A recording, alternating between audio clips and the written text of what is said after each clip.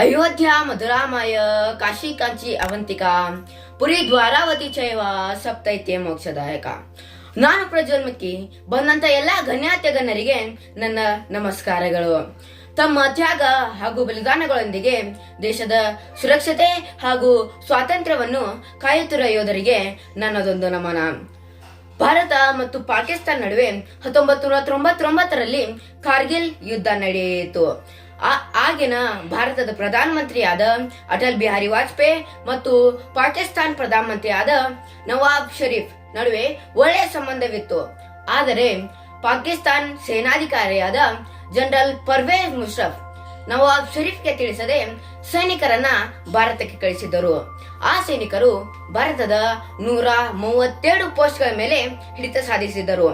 ಇಷ್ಟಾದರೂ ಭಾರತಕ್ಕೆ ಯಾವುದೇ ಮಾಹಿತಿ ಬಂದಿರಲಿಲ್ಲ.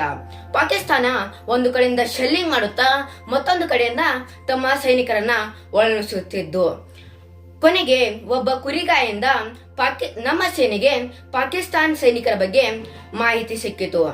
ಎಷ್ಟರೊಳಗೆ ಕಾಲ ಮಿಂಚಿ ಹೋಗಿತ್ತು ಗೆಳೆಯರೇ. ನಮ್ಮ ಭಾರತದ ಸೈನಿಕರು ಪರಿಶೀಲನೆಗಾಗಿ ಹೋದಾಗ ಅಷ್ಟು ಜನರ ಹತ್ಯೆ ಮಾಡಿದರು. ಮೇ 24ರಂದು ಡೆಲ್ಲಿಯಲ್ಲಿ ಸಿಸಿಎಸ್ ಸಭೆ ನಡೆಯಿತು.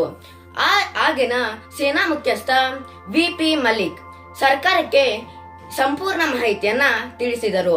ಇಂಡಿಯನ್ ಏರ್ಫೋರ್ಸ್ ಬಳಸಲೇಬೇಕು ಎಂದರು. ಹೀಗೆ ವಾಯುಪಡೆಗಳ ಮೂಲಕ ಪಾಕಿಸ್ತಾನ ಸೈನಿಕರನ್ನ ಹಿಮ್ಮೆಟ್ಟಿಸಲಾಯಿತು. ಕೊನೆಗೆ ನಮ್ಮ ಈ ಯುದ್ಧದಲ್ಲಿ ನಮ್ಮ ಹಲವಾರು ಸೈನಿಕರನ್ನ ಬಲಿದಾನವಾಗಿತ್ತು. ಕೊನೆಗೆ ಜುಲೈ 26ರಂದು ನಮಗೆ ಭಾರತಕ್ಕೆ ಜಯ ಸಿಕ್ಕಿತು.